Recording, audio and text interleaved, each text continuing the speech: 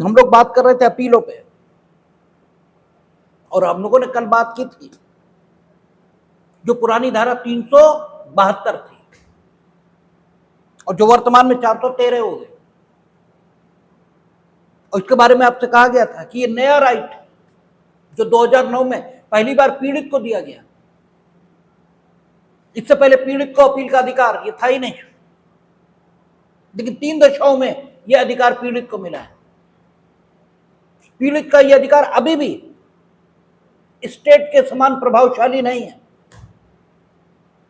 लेकिन फिर भी पीड़ित को अपील का एक आत्यंतिक अधिकार 3 दशाओं में प्राप्त हो गया।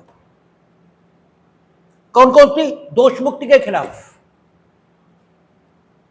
और अगर उसे लेसर ऑफेंस के लिए पनिश किया गया है तो, और तीसरा इनएडिकेट कंपनसेशन। महत्वपूर्ण यह है कि इनएडिकेट पनिशमेंट, इसके विरुद्ध अपील का हक आज भी पीड़ित को नहीं है। लेकिन इसका मतलब यह नहीं है कि इनएडिकेट पनिशमेंट के खिलाफ पीड़ित को कोई हक ही नहीं है, यह नहीं कहा हमने। हमने बार बार कहा कि आपकी नहीं, आदमी की मूलभूत कमी यही है कि या तो वो एक अति पर होता है या दूसरी अति पर, मध्य मार्गी वो होता ही नहीं। हमने सिर्फ इतना कहा है कि पीड़ित को अपील का हक इनएडिकेट पनिशमेंट के सूरत में प्राप्त नहीं है, इससे ज्यादा हमने कुछ नहीं कहा है।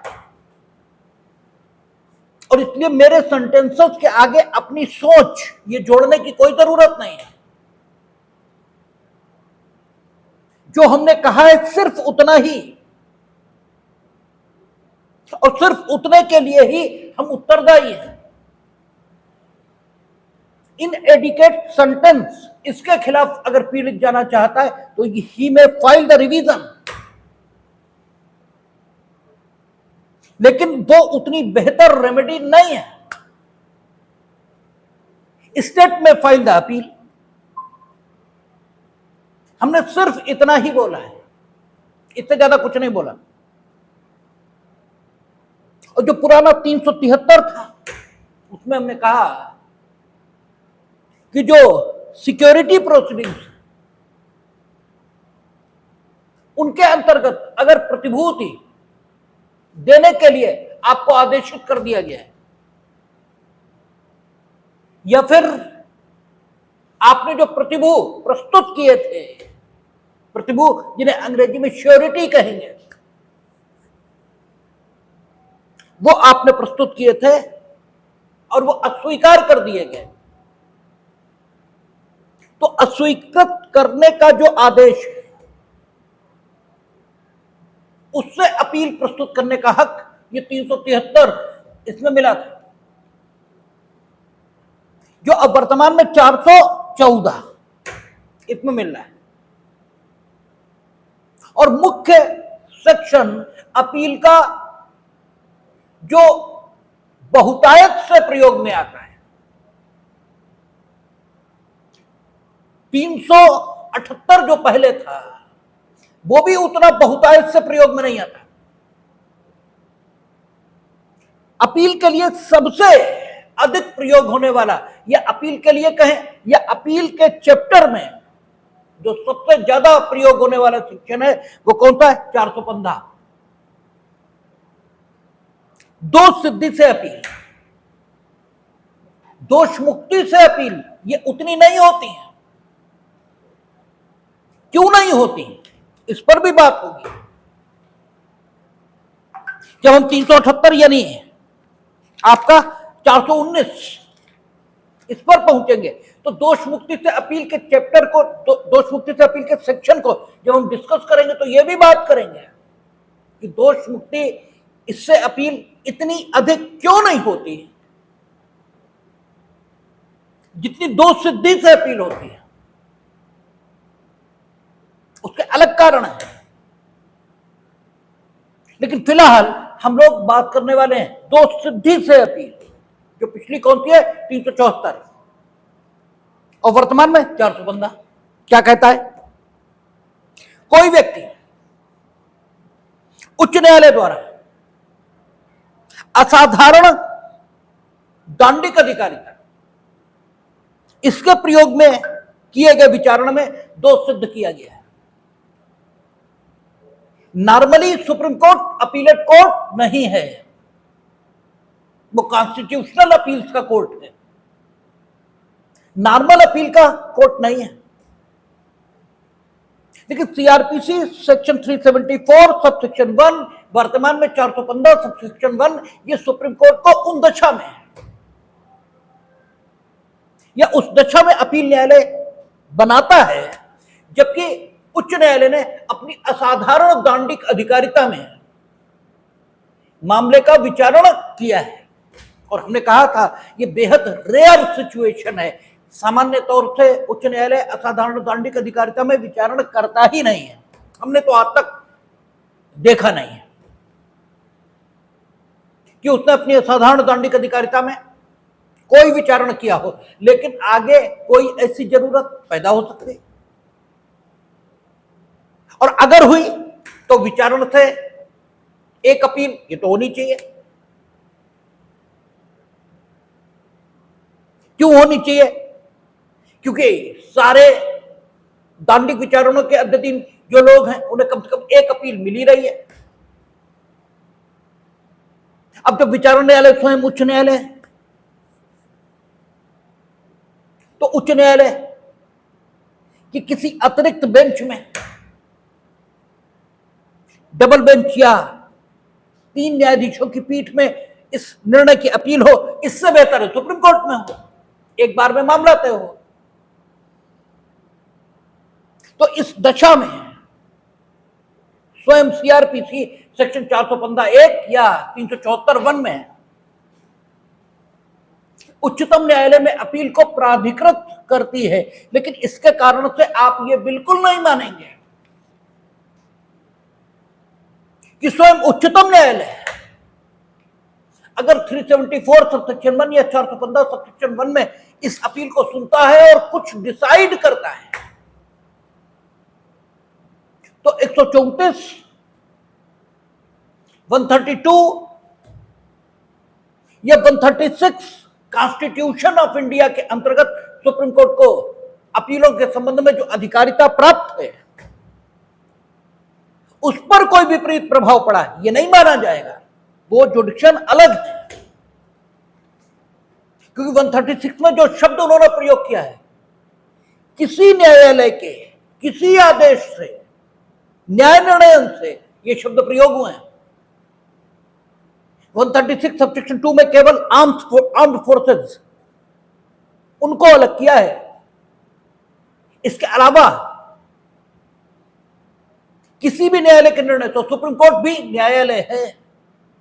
इसे 374 सबसेक्शन 1 या 415 सबसेक्शन 1 में अगर उच्च न्यायालय के विचारण के परिणाम स्वरूप उद्भूत होने वाली अपील सुप्रीम कोर्ट ने सुनी भी तो वो अपील बीएनएसएस या सीआरपीसी में वो सुनेंगे और उसके कारण से उनकी कॉन्स्टिट्यूशनल अपील सुनने की जो ताकत है वो किसी भी प्रकार से प्रभावित नहीं होगी और वो ताकत यदि आवश्यकता होगी तो उनके द्वारा उपयोग की जाएगी। दो सिद्धि, इससे अपील एक मिलनी चाहिए। क्यों मिलनी चाहिए? कल ही हमने चर्चा की थी कि ह्यूमन जजमेंट परफेक्ट नहीं हो सकता और ह्यूमन जजमेंट परफेक्ट हो भी तो भी लोगों का ऐसा विश्वास है कि ह्यूमन जजमेंट परफेक्ट नहीं हो सकता। हो सकता है हो, लेकिन न्याय सिर्फ होना नहीं चाहिए। जिसके विरुद्ध न्याय प्रशासित हो रहा है उसे लगना चाहिए कि न्याय प्रशासित हुआ और उसे भले ही ना लगे, लेकिन समाज को लगना चाहिए कि न्याय प्रशासित हुआ।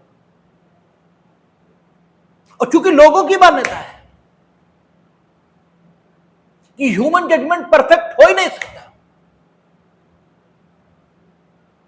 परफेक्ट हो ही नहीं सकता, या आप यूं कह लो कि ह्यूमन जजमेंट में गलती की संभावना है। तो रिवीजन या रिवाइज, जहां भी ह्यूमन जजमेंट का प्रयोग हुआ है वहां पर रिवीजन या रिवाइज की प्रक्रिया होनी चाहिए। ऐसी लोगों की अपेक्षा है, और लोगों की अपेक्षा के विपरीत अगर कानून होगा तो वो कानून बहुत दिनों तक लोगों के द्वारा अनुपालित नहीं होगा। कानून की प्रभावकारिता और कानून के प्रति श्रद्धा इस बात की मांग करती है कि लॉ पब्लिक ओपिनियन होना चाहिए, कानून लोकमत के विरुद्ध नहीं होना चाहिए। और इसलिए हम लोगों ने देखा था अपील दी गई। तो no doubt trial has been held before the high court. After that there should be a provision for a appeal. It is also a requirement of Article 14 Constitution of India. इसके अलावा भी न्याय के दृष्टिकोण से भी यही ठीक है। इसलिए 374 सबसेक्शन 1 उच्च न्यायालय द्वारा विचारणा किए जाने की दशा में उच्चतम न्यायालय में अपील का हक दे रही है। आगे कहता है, कोई व्यक्ति जो सेशन न्यायाधीश या अपर सेशन न्यायाधीश द्वारा किए गए विचारण में या किसी अन्य न्यायालय द्वारा किए गए विचारण में दोष सिद्ध किया गया है, जिसमें 7 वर्ष से अधिक के कारावास का दंडादेश उसके विरुद्ध या उसी विचारण में दोष सिद्ध किए गए किसी अन्य व्यक्ति के विरुद्ध दिया गया है, उच्च न्यायालय में अपील कर सकता है। यहां तक तो कोई दिक्कत नहीं। सेशन न्यायाधीश ने दोष सिद्ध किया, अपर सेशन न्यायाधीश ने दोष सिद्ध किया, लेकिन अन्य न्यायालय, ये शब्द कहां से आ गया? और अन्य न्यायालय ने 7 वर्ष से अधिक, अन्य न्यायालय तो फिर CGM, ACGM, JM, judicial magistrate of the second class और एग्जीक्यूटिव मजिस्ट्रेट को विचारण न्यायालय की मान्यता है ही नहीं। जेएम 3 साल, सीजीएम, एसीजीएम 7 वर्ष, सेशन कोर्ट और एडिशनल सेशन कोर्ट वो तो कर ही सकते हैं। तो session court, additional session court वो तो क्लियरली लिख रहा है कि अगर सेशन न्यायाधीश या अपर सेशन न्यायाधीश इनका आदेश तो उच्च न्यायालय में अपील होगी। और अन्य न्यायालय अगर उनने 7 वर्ष से ऊपर की सजा दी तो अपील होगी। और जो अन्य न्यायालय आपके ध्यान में आते हैं वो 7 वर्ष से ऊपर की सजा नहीं दे सकते। तो फिर ये सेक्शन क्यों लिखा है? तो ये अपर सेशन न्यायाधीश के लिए लिखा गया है, क्योंकि अपर सेशन न्यायाधीश अप टू 10 ईयर 10 साल तक सजा दे सकते। ठीक है, अपर सेशन न्यायाधीश वाला सेक्शन तो अभी भी मौजूद है। ठीक है, आप देखिए जरा, अपर सेशन न्यायाधीश ये अभी भी पूर्व की सीआरपीसी उसमें धारा 27 थी।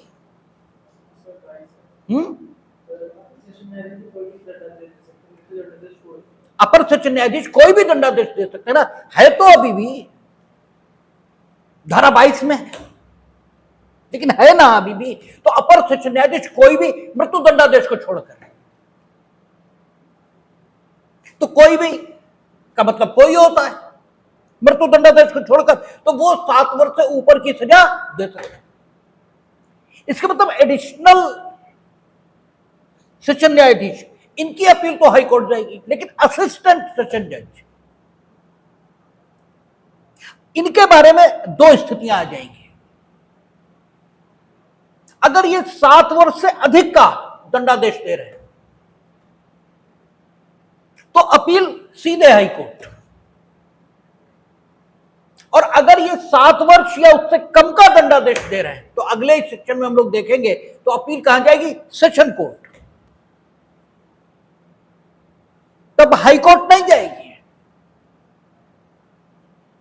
सुप्रीम कोर्ट जो अपील जाएगी वो कब कब जाएगी? या तो उच्च न्यायालय ने व्यक्ति को विचारित किया हो और दंडादेश दिया, और या फिर अनुच्छेद 134 में जो 134(1)(a) है उसमें क्या लिखा है? 134(1)(a) में उच्च न्यायालय ने नीचे से क्या हुआ, व्यक्ति का मामला स्वयं अपने पास मंगाया और मृत्युदंड यह व्यक्ति को दे दिया। ठीक है, क्या दे दिया? मृत्युदंड। और 1B भी उसमें है, उसमें भी कुछ लिखा है। और फिर वंशीय या अन्य कोई कारण है जिसकी वजह से उच्च न्यायालय यह प्रमाणित करता है कि मामला सुप्रीम कोर्ट के समक्ष अपील में उठना चाहिए, तो वो कॉन्स्टिट्यूशनल अपील है, उसका सीआरपीसी या बीएनएसएस से कोई ताल्लुक नहीं है। बाकी अगर कॉन्स्टिट्यूशनल इंटरप्रिटेशन का सवाल है तो 132 हाई कोर्ट सर्टिफाई करता है तो सुप्रीम कोर्ट में अपील हो जाएगी। वो प्रोसीडिंग का नेचर चाहे सिविल हो, चाहे क्रिमिनल हो, चाहे कैसा भी हो। 136 अगर सुप्रीम कोर्ट की लीव मिल गई तो अपील वहां हो ही जाएगी। और जहां तक उच्च न्यायालय में अपील का सवाल है तो सेशन कोर्ट ने दंडाधिष्ट किया, एडिशनल सेशन कोर्ट इसने दंडाधिष्ट किया, और अगर असिस्टेंट सेशन जज इसने दंडाधिष्ट किया तो फिर 7 साल से ऊपर सजा यदि दी है तो हाई कोर्ट में अपील होगी। और यहां असिस्टेंट सेशन जज को छोड़कर अन्य कोई कोर्ट अभिप्रेत नहीं हो सकता। यह इसलिए है क्योंकि जो भाषा है वो कह रही है अन्य न्यायालय इसके दंडादेश से हाई कोर्ट में अपील तभी होगी जबकि दंडादेश 7 वर्ष से अधिक का है। और असिस्टेंट सेशन जज को छोड़कर अन्य कोई न्यायालय ऐसा है ही नहीं जो 7 वर्ष से अधिक की सजा दे सकता हो। और सेशन कोर्ट और एडिशनल सेशन कोर्ट इसे छोड़ने के बाद उस कोर्ट का कोई और नाम हो ऐसा कोई कोर्ट ही नहीं है, केवल असिस्टेंट सेशन जज का है। इसलिए यहां पर इसे असिस्टेंट सेशन जज माना जाएगा। अब आप कहेंगे तो फिर सहायक सेशन न्यायाधीश लिख क्यों नहीं दिया? क्योंकि अन्य विधियां भी हो सकती हैं भाई, अन्य विधियां हो सकती हैं। आपने पढ़ा था धारा 6 में दंड न्यायालयों की परिभाषा। ठीक है, अन्य विधियों के अंतर्गत गठित जो दंड न्यायालय है उन्हें भी 7 साल से अधिक की सजा देने का हक हो सकता है, और हो सकता है वो दे तो उनके लिए अलग से सेक्शन बनाते घूमे तो अन्य न्यायालय शब्द का प्रयोग कर देंगे, सारे के सारे उसमें गवर्नर हो जाएंगे। अब कहता है उपधारा 2 में जैसा उपबंधित तो उसके सिवाय, उपधारा 2 में जैसा उपबंधित तो उसके सिवाय ये शब्द लाने जरूरी है, नहीं तो असिस्टेंट सेशन जज के निर्णय की अपील सेशन कोर्ट में नहीं हो पाएगी।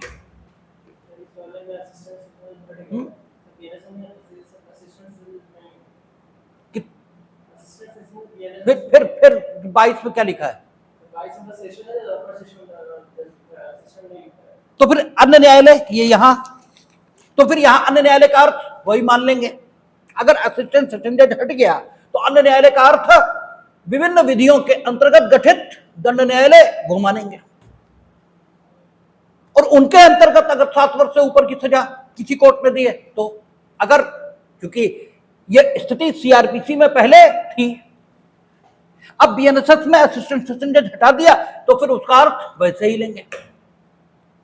ठीक है, आगे कहता है उपधारा 2 में जैसा उपबंधित है उसके सिवाय कोई व्यक्ति जो प्रथम वर्ग मजिस्ट्रेट या द्वितीय वर्ग मजिस्ट्रेट द्वारा किया गया विचारण में दोष सिद्ध किया गया अथवा जो धारा 364 के अधीन दंडाधिष्ट किया गया। 364 क्या है?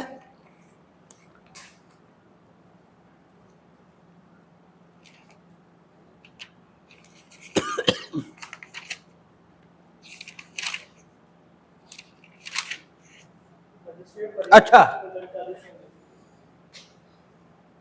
मजिस्ट्रेट जब पर्याप्त कठोर दंडादेश नहीं देते तो कहता है जिसके बारे में धारा 364 के अधीन दंडादेश किया गया, यानी जो पहले 325 की कार्रवाई थी, अथवा जिसके बारे में किसी मजिस्ट्रेट द्वारा धारा 401 के अधीन आदेश दिया गया, यानी 360, ठीक है, परिवीक्षा के अधीन छोड़ने का आदेश दिया गया है या दंडादेश पारित किया गया है, सेशन न्यायालय में अपील कर सकता है। ये जो या लिखा है ये पहले नहीं, इससे दिक्कत होती थी, जरा उठाओ, पहले शायद नहीं था, देख लें।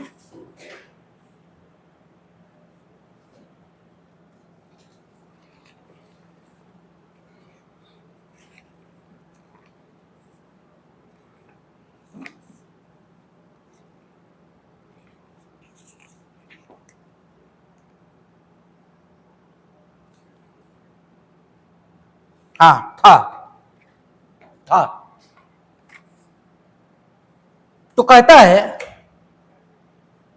सेशन कोर्ट में अपील कब कब हो सकेगी, तो ऊपर में कोई दिक्कत है ही नहीं,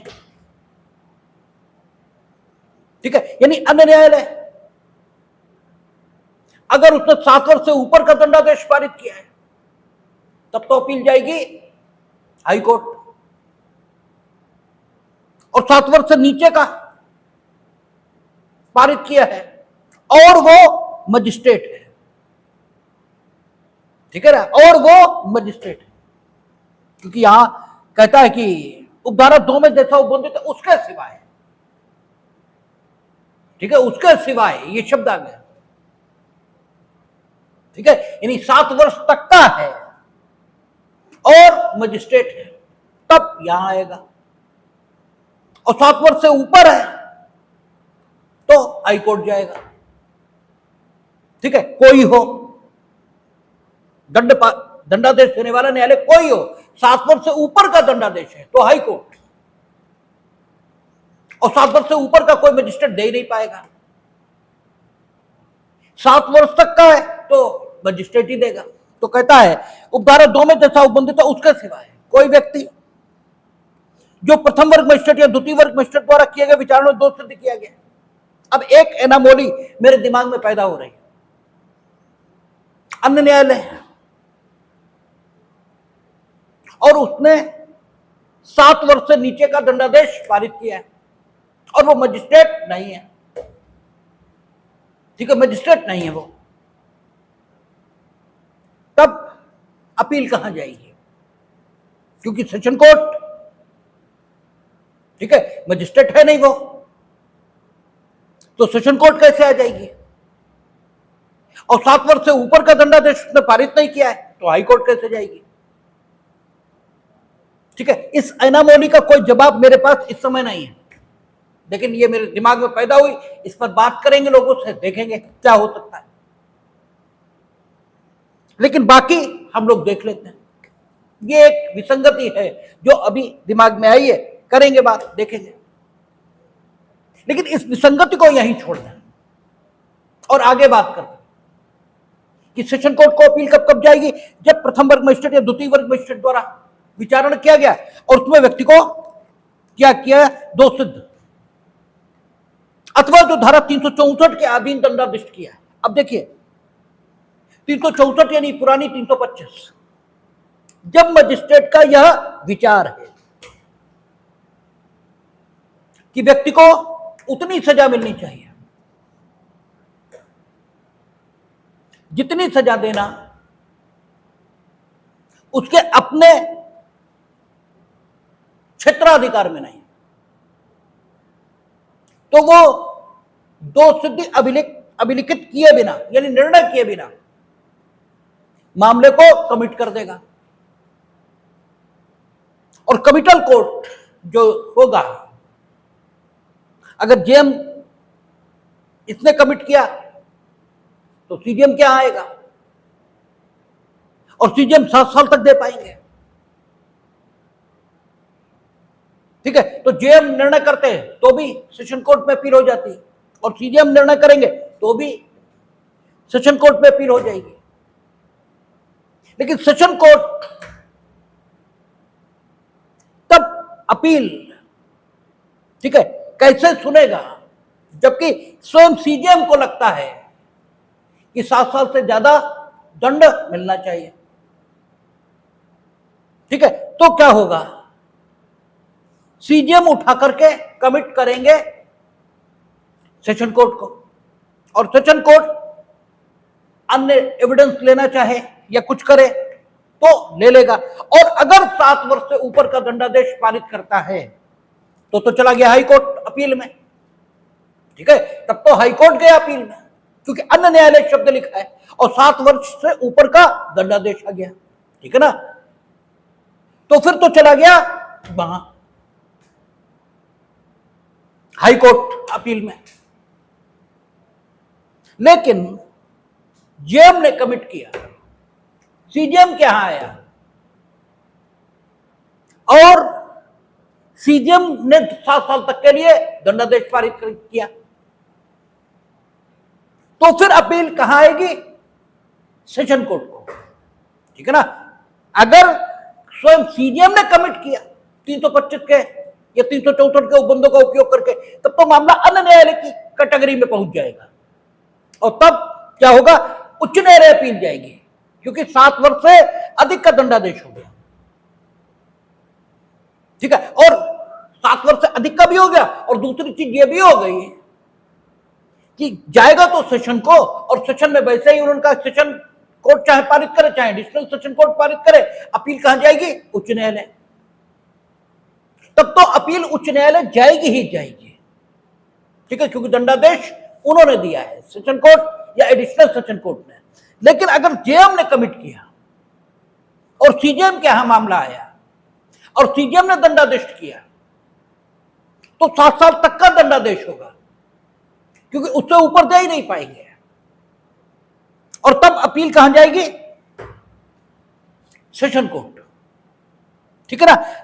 आगे कहता है, ऐसा व्यक्ति जिसके विरुद्ध धारा 401 के अधीन आदेश दिया गया है या दंडादेश पारित किया गया है,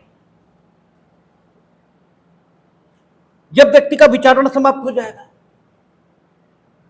तो हम लोग पढ़कर आए, जो पुरानी धारा 360 थी अब 401 हो गई है, हमने कहा था ये आप अपने आप देख लेंगे।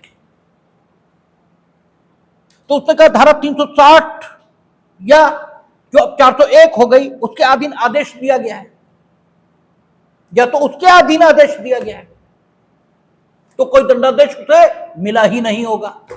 भाई वहां तो परिवीक्षा पर छोड़ेंगे ना, सदाचरण की, तो दंडादेश कहां मिला, सदाचरण की परिवीक्षा पर छोड़ दिया। लेकिन दोष सिद्धि तो है, और अपील किसके विरुद्ध है, दोष सिद्धि के विरुद्ध नहीं है, दंडादेश के विरुद्ध है। अपील दोष सिद्धि के विरुद्ध नहीं है। 374 देखें, आपका क्या कह रहा, नहीं 415, अच्छा दोष सिद्धि से अपील, हाँ यही कह रहा है, ठीक है, दोष सिद्धि से अपील। लेकिन मिल कब रही है, जब कहता है विचारों में दोष सिद्ध किया गया उच्चतम न्यायालय में अपील कर सकता है, ठीक है, अच्छा दोष सिद्धि पे ही मिल रही है, तो वो बात बताने की जरूरत नहीं है, क्योंकि अपील दोष सिद्धि पे ही मिल रही है। तो कहता है सदाचरण की परिवीक्षा, इस पे भी अगर छोड़ा तो दोष सिद्धि तो हुई है, ठीक है। तो कहता है कि 401 में चाहे आदेश दिया गया है या उसके विरुद्ध दंडादेश पारित किया गया, दोनों स्थितियों में जो अपील है कहां जाएगी, सेशन कोर्ट को। कब, जबकि मजिस्ट्रेट ने ऐसा किया, मजिस्ट्रेट के अलावा किसी ने किया तो नहीं। कहता है जिसके बारे में किसी मजिस्ट्रेट द्वारा धारा 401 के अधीन आदेश दिया गया है या दंडादेश पारित किया गया है, सदाचरण की परिवीक्षा पर उसे छोड़ा गया मजिस्ट्रेट के द्वारा, और या उसके विरुद्ध कोई दंडादेश पारित किया गया, उसकी अपील भी सेशन न्यायालय में अपील हो सकती। लेकिन फिर ये या दंडादेश पारित किया गया, ये शब्द अनावश्यक ये हो जाते हैं, ठीक है। तो दो बात निकल कर आ रही हैं कि ये शब्द क्यों लिखे कि यह दंडादेश पारित किया है? क्योंकि ये तो फिर अनावश्यक है। कहता in respect of whom an order has been made और a sentence has been passed under section 401 by any magistrate. इधर सही लिखा है अंग्रेजी में। कहता in respect of whom an order has been made और sentence has been passed under section 401 by, यानी 401 के अंतर्गत ही उसके विरुद्ध कोई आदेश दिया गया है या 401 के अंतर्गत ही उसके विरुद्ध कोई सेंटेंस पारित किया गया है, यानी 401 में ही, ठीक है, कोई आदेश उसके विरुद्ध हुआ है, उसकी अपील वहां मजिस्ट्रेट के यहां अगर हुआ है तो सेशन कोर्ट में हो जाएगी। कहता जब कोई अपील भारतीय न्याय संहिता की धारा 64, ये बलात्कार से संबंधित धारा है, ठीक है, या आधीन पारित कारावास के विरुद्ध फाइल की गई है, तो अपील फाइल करने की तारीख के 6 मास के भीतर ऐसी अपील का निपटान किया जाएगा। ये मैंडेटरी सेक्शन आया है, ठीक है, आज्ञापक सेक्शन है कि अगर लैंगिक अपराधों के विरुद्ध अपील हुई है तो 6 महीने में निपटारा होगा ही होगा। ये आपका दोष सिद्धि, इसमें कोई विशेष बात नहीं। और फिर कह रहा है 416 में कुछ मामलों में जब अभियुक्त दोषी होने का विवेचन करे अपील का न होना। तो कल हम लोगों ने बात की थी कि अपील क्यों, तो अपील इसलिए क्योंकि जिसके विरुद्ध न्याय प्रशासित हुआ है उसे ऐसा लग सकता है कि उसके मामले में गलती कर दी गई है,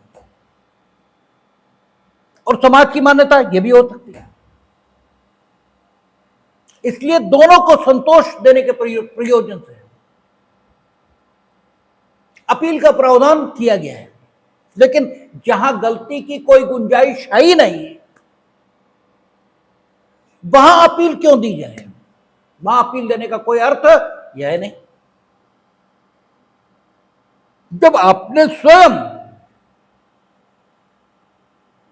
संस्वीकृति की और ऐसी संस्वीकृति की जिस पर न्यायालय ने आपको दोष सिद्ध करना ठीक माना, यानी वो दोष सिद्धि ऐसी संस्वीकृति पर हुई जिस संस्वीकृति को ठीक कहा जा सकता है। और कौन सी संस्वीकृति ठीक होती है? ये भारतीय साक्ष्य अधिनियम की धारा 24, जो पुराने भारतीय साक्ष्य अधिनियम की धारा 28, दोनों को सम्मिलित रूप से पढ़कर ये जाना जा सकता है कि कौन सी संस्वीकृति एकदम ठीक होती है। सेक्शन 24 था, कहता था धमकी, उत्प्रेरणा या वचन जो कि प्राधिकारवान व्यक्ति की ओर से दिया गया, और किस संबंध में दिया गया? जो आरोप अभियुक्त के विरुद्ध है उसके संबंध में दिया गया।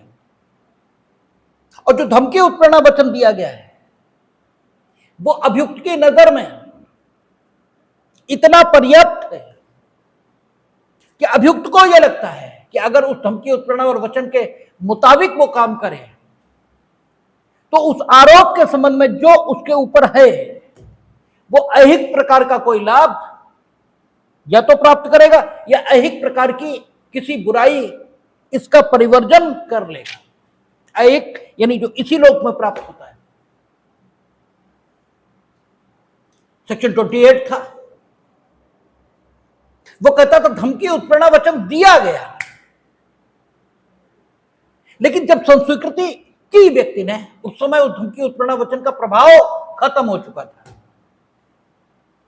और फिर अगर संस्वीकृति की है तो वो संस्वीकृति विसंगत नहीं होगी, सुसंगत होगी। और धारा 24 कहती थी केवल धमकी, उत्प्रेरणा, वचन जो इस प्रकार से दिया गया और आरोप के संबंध में दिया गया और उतना पर्याप्त था कि अभियुक्त को लगता था कि इसके मुताबिक काम करे तो अहिक प्रकार का कोई लाभ मिलेगा या अहिक प्रकार की किसी बुराई का परिवर्जन होगा, केवल वो संस्वीकृति विसंगत होगी, अन्यथा संस्वीकृति विसंगत नहीं होगी। तो पहली बात, इसी प्रकार की संस्वीकृति जो भारतीय साक्ष्य अधिनियम सुसंगत बताता है, उस पर दोष सिद्धि हुई। और यह भी ठीक है कि संस्वीकृति अभियुक्त कर भी ले तो भी संस्वीकृतियों के आधार पर दोष सिद्ध करना ठीक नहीं है। ठीक नहीं है मीनिंग देयर बाय न्यायालय को बचना चाहिए। इसीलिए आपने सीआरपीसी में ट्रायल्स पढ़े थे, वहां लिखा था दोषी होने के अभिभाग पर न्यायालय दोष सिद्ध कर सकता है, करेगा यह नहीं लिखा। लेकिन यहां संस्वीकृति के आधार पर दोष सिद्धि हुई, इसका मतलब यह है कि न्यायालय ने ठीक पाया। तो जब ठीक पाया तो न्यायालय की गलती होने का कोई सवाल नहीं है। लेकिन फिर भी दो तीन बातें हो सकती हैं। एक, न्यायालय ने संस्वीकृति पर दोष सिद्ध किया, लेकिन जितना दंड दिया उतना दंड जिन परिस्थितियों में काम किया गया उन परिस्थितियों में देना उचित नहीं था, क्योंकि 10 साल तक दंड प्रोवाइड था। उसने कहा कि हां हमने काम किया। कौन सा? वो काम जिसमें 10 साल तक की सजा प्रोवाइड है। ठीक, 10 साल तक प्रोवाइड है। तो आपको यह तो देखना चाहिए कि अगर संस्वीकृति न होती, अभियोजन ने मामले को सिद्ध किया होता, साबित किया होता, तो आप कितना दंड देते हैं ये तो देखेंगे आप। संस्वीकृति ने क्या किया? अधिकतम इतना कि उसने मामले को साबित कर दिया। लेकिन पिनालाजी, उसके सिद्धांत ये तो नहीं प्रभावित होंगे। जो व्यक्ति को दंड देने के संबंध में दंड शास्त्र के सिद्धांत हैं, उनका ध्यान तो रखा जाना चाहिए। और आपने दंड शास्त्र के सिद्धांतों का ध्यान न रखते हुए संस्वीकृति चूंकि उसने कर ली, आपने उठाया, उसे 10 साल नाप दिया। तो दंड के विस्तार पर अपील होनी चाहिए। दोष सिद्धि के तथ्य पर अपील की जरूरत नहीं है, क्योंकि वो आपने स्वयं स्वीकार किया और वो स्वीकृति आपकी उस तरह की थी कि उस पर काम किया जा सकता था। इसलिए संस्वीकृति के आधार पर दोष सिद्ध किए जाने के तथ्य के संबंध में तो कोई अपील नहीं होगी, किंतु दंड के परिमाण यानी एक्सटेंट ऑफ लाइबिलिटी, इस पर अपील होगी। और दंड की जो वैधानिकता है, उस पर्टिकुलर मामले में सादा कारावास यह दिया जा सकता है, यह देना उचित था, क्योंकि पहले से कोर्ट ने कहा कि अगर सिचुएशंस ये हों तो सादा देना चाहिए, आपने कठोर दे दिया। तो लीगलिटी ऑफ पनिशमेंट और एक्सटेंट ऑफ पनिशमेंट, इस पर अपील होगी। दूसरी चीज, अगर अपीलांट का तर्क यह है कि हमने संस्वीकृति जो की थी इन्हीं के कहने पर की थी, ठीक है, यानी उसका कहना यह है कि प्राधिकारवान व्यक्ति के कहने पर की थी हमने, इन्होंने धमकी, उत्प्रेरणा या वचन यह दिया था, इन्होंने कहा था कि हम 7 साल ही सजा करेंगे, 2 साल करेंगे, तुम कन्फेस कर लो।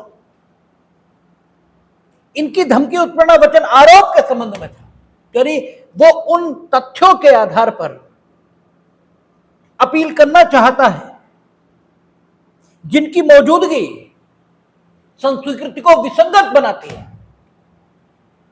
उसका कहना है कि वो तथ्य थे ही नहीं, सॉरी, वे तथ्य थे जो संस्वीकृति को विसंगत बनाते हैं। तो संस्वीकृति के आधार पर दोष सिद्धि होने के बावजूद अपील हो सकेगी, क्योंकि फिर तो वो कन्फेशन इटसेल्फ उसी को चैलेंज कर रहा है। हाँ, कन्फेशन इटसेल्फ उसे चैलेंज नहीं कर रहा, तो फिर आपका 416 लागू होगा। और तब एक्सटेंट ऑफ लाइबिलिटी, दंड के परिमाण और दंड की वैधानिकता, इसी पर अपील होगी, दोष सिद्धि के प्रश्न पर नहीं होगी। लेकिन अगर वो स्वयं कन्फेशन इटसेल्फ इसे ही चैलेंज कर रहा है, तो फिर वो संस्वीकृति के आधार पर निर्णित मामला है, यही नहीं कहा जा सकता। फिर तो अपील 374 में होगी जाके, तो दोष सिद्धि से अपील ये माना जाएगा, ठीक है ना। और तब तो मसला 400, ठीक है, आपका किसका 15 का, न कि 416, इसका बन गया। क्या कहता है 416? कहता धारा 415 में किसी बात के होते हुए जहां अभियुक्त व्यक्ति ने दोषी होने का अभिवचन किया है, अभिवचन किया है यह लिखा है, तो अभिवचन किया है मीनिंग देयर बाय, जो अभिवचन किया है इन शब्दों के स्वाभाविक अर्थ हो सकते हैं, वही तो लिए जाएंगे। आपने किसी को कोई चीज दी, कब कहा जाए? जब आपने अपनी इच्छा से दी। आपको बहकाकर वो चीज आपसे दिलवा दी गई, तो आपने दी कहां? दिलवाई गई। तो 416 अपील को बाधित कब कर रहा है? वो तो कहता है धारा 415 में किसी बात के होते हुए जहां अभियुक्त व्यक्ति ने दोषी होने का अभिवचन किया है, और ऐसे अभिवचन पर वह दोष सिद्ध किया गया, ऐसे अभिवचन पर उसने अभिवचन किया है, यानी बिल्कुल ठीक अभिवचन किया है, और उस ठीक अभिवचन पर उसे दोष सिद्ध किया गया। अगर अभिवचन ठीक नहीं किया या अभिवचन पर ठीक ढंग से दोष सिद्ध नहीं किया गया, तो मामला 374 में है। ठीक है, कहता है दोष सिद्ध किया गया वहां, यदि वह दोष सिद्धि उच्च न्यायालय द्वारा की गई तो कोई अपील नहीं होगी, क्योंकि फोरम इतना बड़ा है और आपने स्वयं वहां दोष की स्वीकारोक्ति की है, तो उनके बारे में यह नहीं माना जा सकता कि उन्होंने आपको कोई गलत दंड दिया होगा या अवैधानिक दंड दिया होगा। तो निर्णित करने वाले प्राधिकारी इसको ध्यान में रखे हुए कहा कि तब कोई अपील नहीं है। लेकिन यदि दोष सिद्धि सेशन न्यायालय प्रथम वर्ग मजिस्ट्रेट या द्वितीय वर्ग मजिस्ट्रेट द्वारा की गई, तो अपील दंड के परिमाण, ये परिणाम लिख गया, परिमाण या उसकी वैधता के बारे में ही हो सकेगी, अन्यथा नहीं।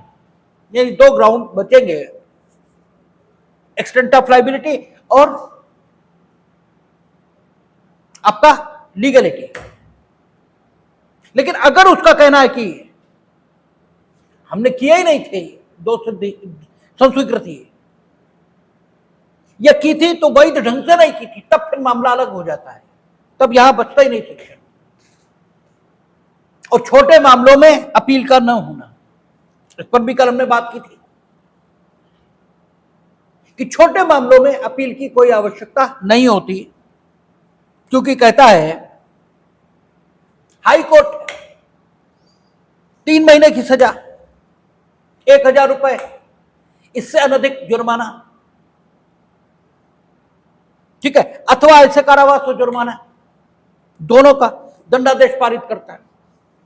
सेशन कोर्ट है 3 मास, 200 रुपए, प्रथम मजिस्ट्रेट 100 रुपया, ठीक है, अधिकतम। और आपका जो समरली डिस्पोज ऑफ कर रहा था मजिस्ट्रेट, वो 3 महीने की सजा आपको दे सकता था, और जुर्माना भी वहां कुछ लिखा था उतना दे सकता था, लेकिन उसने दिया कितना? सिर्फ ₹200 का, तो फिर कोई अपील नहीं होगी। ठीक है, एक चीज यहां पर धारा, पुरानी सीआरपीसी की धारा 31 थी, उसका सबसेक्शन 3 था, धारा 31C3 जो नई बीएनएसएस में बदल गई है, उसमें क्या लिखा था कि अगर व्यक्ति को एक से अधिक अपराधों के लिए, ठीक है, क्या किया गया है, विचारित किया गया है और दोष सिद्ध किया गया है, और सभी अपराधों में दंड दिया गया है, ठीक है ना, तो दंडों का जो कुल योग है, दंडों का जो कुल योग है, वो अपील के प्रयोजन के लिए एक दंडादेश माना जाएगा, ठीक है ना, एक दंडादेश माना जाएगा। अब मानिए उच्च न्यायालय ने जो विचारण किया उसमें एक से अधिक अपराधों के लिए दंडादेश कर दिया, और उन सबको जोड़ें तो मामला 3 माह से अधिक सजा का हो जाता है या 1000 रुपए से अधिक के जुर्माने का हो जाता है, तो अपील होगी। जबकि अलग अलग हम देखें तो किसी भी अपराध में 3 महीने से अधिक की सजा नहीं है और किसी भी अपराध में 1000 रुपए से अधिक का जुर्माना नहीं है। लेकिन इन view of section 31 subsection 1 subsection 3,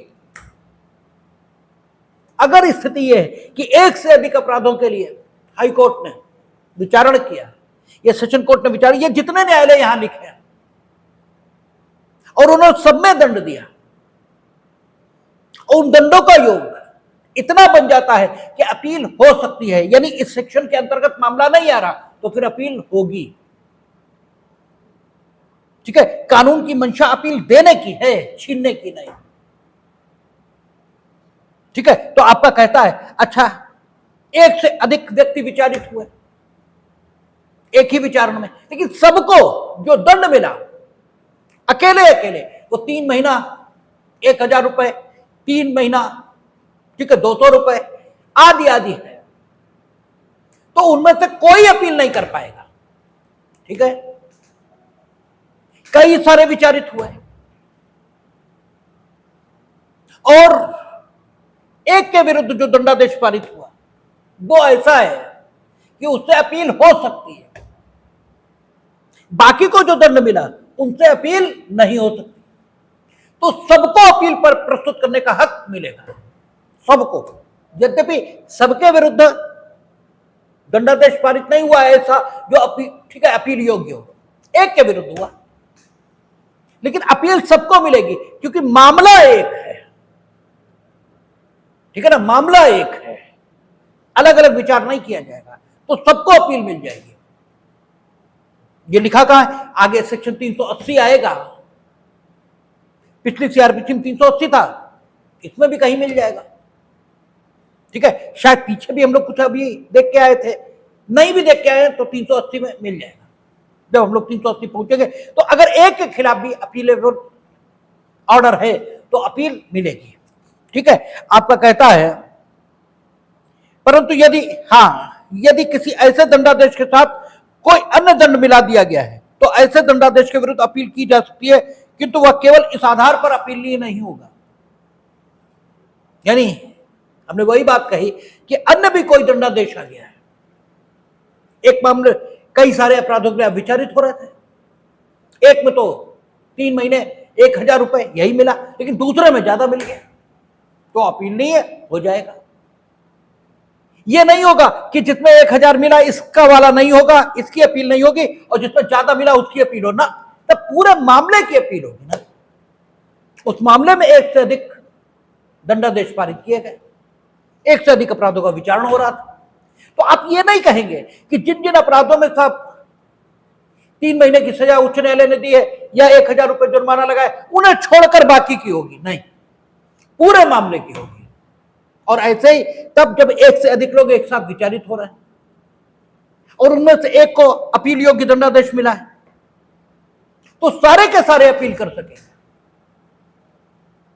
यह नहीं कि एक ही अपील करेगा, ये नहीं होगा। ठीक है, आगे कहता है लेकिन अतिरिक्त दंड मिल गया है, ये केवल इसलिए नहीं मान लिया जाएगा कि उच्च न्यायालय ने 3 महीने की सजा दी और 1000 रुपए जुर्माना लगाया और साथ में प्रतिभूति देने के लिए कोई आदेश कर दिया। तो प्रतिभूति देना दंडादेश नहीं है। ठीक है, आपने देखा था 106 जो पुरानी सीआरपीसी में 106 थी, वहां लिखा हुआ है जो मेरे ख्याल से 124 या 125 बीएनएसएस ये हो गई होगी, 124 हो गई हो, 125 हो गई हो, 126 हो गई हो, लेकिन बीएनएसएस में यही सेक्शन होंगे। वहां यह था कि कोई भी न्यायालय अगर कुछ विशेष अपराधों के लिए दोष सिद्ध करेगा तो आपसे 3 वर्ष तक, ठीक है, शांति शांत बनाए रखने के लिए, शायद सदाचारी बने रहने के लिए प्रतिभूति मांग सकता है। और कोई न्यायालय यह लिखा है। तो अगर उच्च न्यायालय, सेशन न्यायालय, प्रथम वर्ग मजिस्ट्रेट, द्वितीय वर्ग मजिस्ट्रेट ने सजा तो उतनी ही दी जितनी यहां लिखी है, लेकिन दंडादेश के साथ एक शर्त लगा दी कि आप प्रतिभूति देंगे, तो केवल इस कारण से यह नहीं माना जाएगा कि कोई अन्य दंडादेश भी दिया गया है और मामला अपीलेबल हो गया है, यह नहीं माना जाएगा। या यह लिखा गया कि अगर आपने जुर्माना जो यहां दिया गया है दंडादेश के तौर पर आपको वो नहीं दिया, तो जुर्माना देने में व्यतिक्रम होने पर आपको इतने दिन की सजा और भुगतनी होगी। तो यह नहीं माना जाएगा कि इस धारा में वर्णित दंड के अतिरिक्त आपको दंड मिला है और मामला अपीलेबल हो गया, यह नहीं माना जाएगा। ठीक है ना। और तीसरा कहता है उस मामले में जुर्माने के एक से अधिक दंडादेश पारित किए गए हैं यदि अधिरोपित जुर्माने की कुल रकम, तो ये तो हम बता ही चुके कि एक से अधिक अपराधों के लिए विचारित हो रहे थे, लेकिन जोड़ने पर कुल जो रकम बन रही है वो 1,000 रुपए बन रही है, तो अपीलेबल नहीं हुआ है। लेकिन 1,000 से ज्यादा हो गई, ठीक है, तो अपील मिलेगी, ये तो हम पहले ही कह चुके। ठीक है, तो अपील मिल जाएगी। तो एक सम्यक योजना अपील के संबंध में यह आपने देखी, जहां जरूरत है वहां अपील मिल रही है और जहां जरूरत नहीं है वहां अपील प्रोवाइड नहीं है। ऐसा नहीं है कि आपके विरुद्ध निर्णय हुआ इसलिए आपको अपील मिलेगी, नो, ये आपका हक नहीं है, ये कोई फंडामेंटल राइट नहीं है कि आपके खिलाफ निर्णय हो गया अब आपको अपील मिलेगी, नो।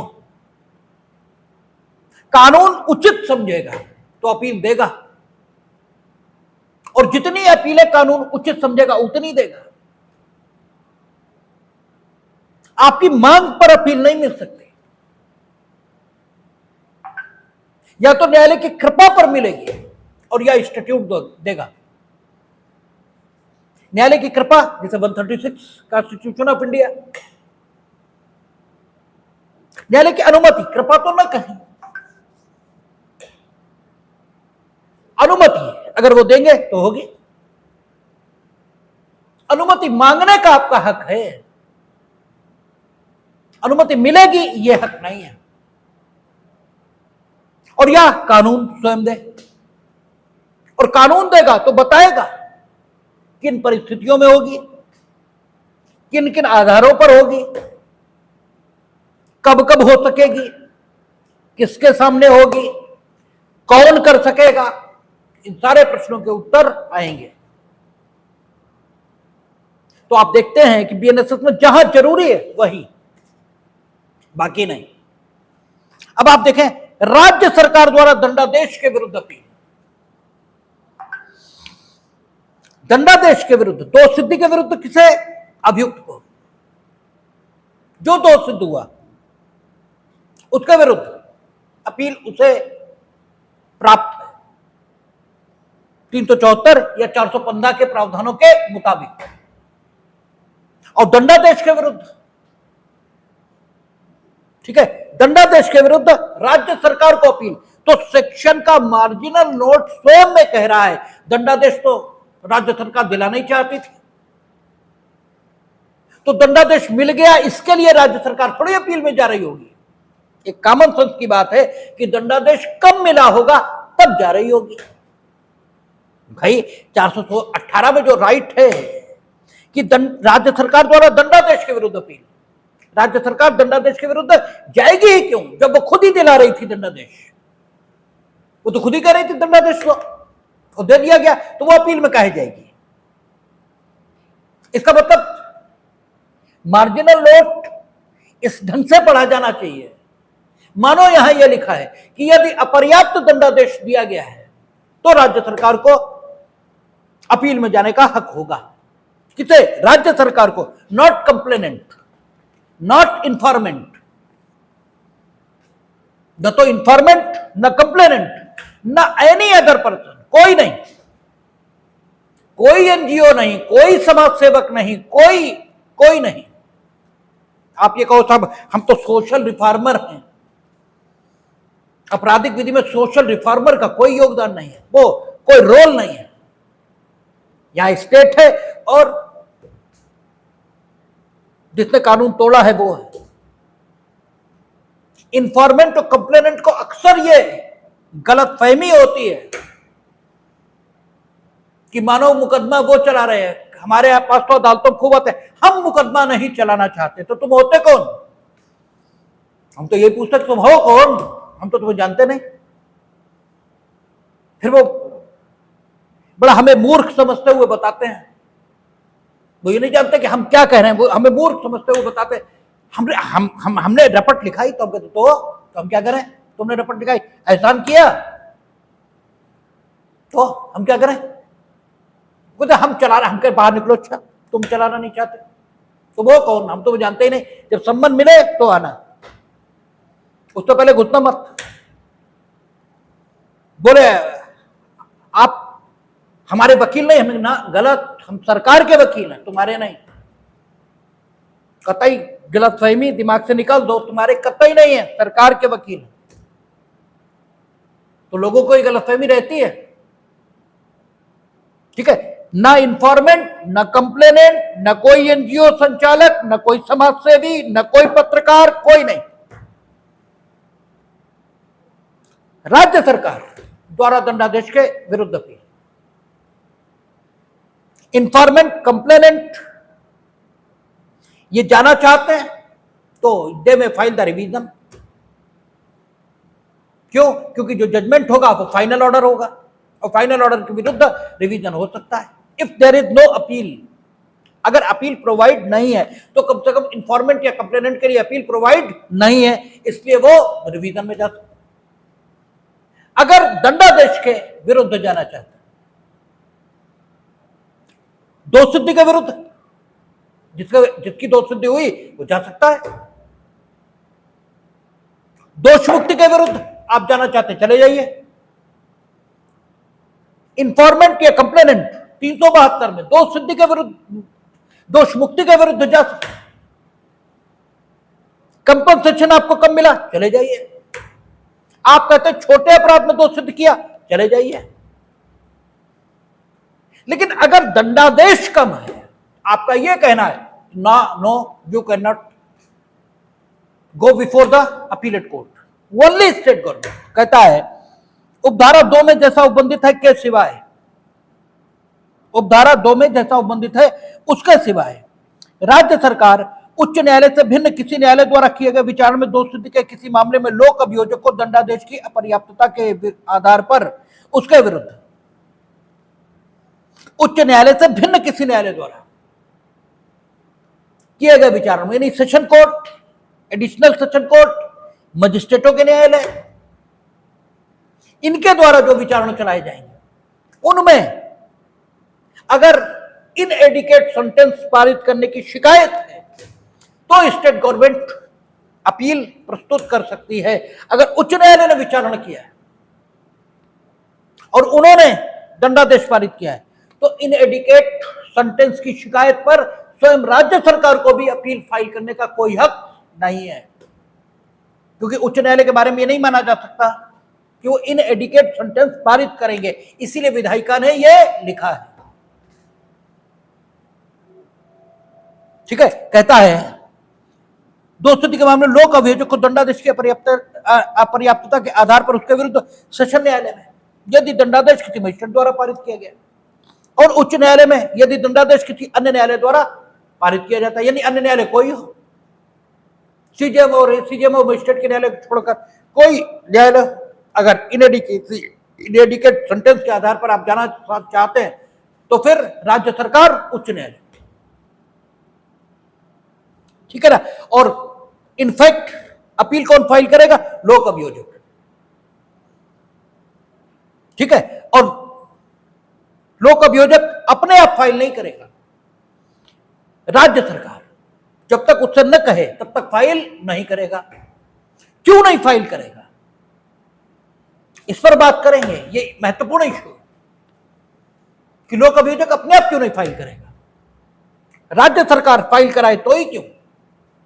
ठीक है, तो आगे कहता है यदि दोषी किसी ऐसे मामले में जिसमें अपराध का अन्वेषण इस संहिता से भिन्न किसी केंद्रीय अधिनियम के अधीन अपराध का अन्वेषण करने के लिए सशक्त, यानी एनआईए है, सीबीआई है, ईडी है, इनमें से किसी ने अन्वेषण किया है, तो केंद्रीय सरकार भी लोक अभियोजक को दंडादेश की अपर्याप्तता के आधार पर उसके विरुद्ध, ठीक है, मजिस्ट्रेट ने पारित किया है तो सेशन न्यायालय में, अन्य न्यायालय ने पारित किया तो उच्च न्यायालय में। आपको मालूम ही है, कॉन्स्टिट्यूशन ऑफ इंडिया हम लोगों ने पढ़ाई है कि मशीनरी सेंट्रल गवर्नमेंट भी स्टेट की ही यूज करती है, तो लोक अभियोजक को वो भी दे सकते हैं निर्देश, लेकिन वो देंगे तभी अपील फाइल होगी, अदरवाइज नहीं। जब दंडादेश के विरुद्ध अपर्याप्तता के आधार पर अपील की गई है तब यथास्थिति सेशन न्यायालय, उच्च न्यायालय उस दंडादेश में वृद्धि तब तक नहीं करेगा जब तक अभियुक्त को ऐसी वृद्धि के विरुद्ध कारण दर्शित करने के लिए युक्त अवसर यह नहीं दे दिया गया। और कारण दर्शित करते समय अभियुक्त अपनी दोष मुक्ति के लिए दंडादेश में कमी करने के लिए अभियोजन कर सकेगा।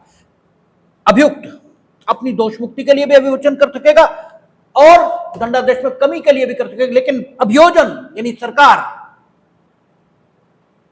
दंडादेश में वृद्धि के लिए, ठीक है, अगर गई है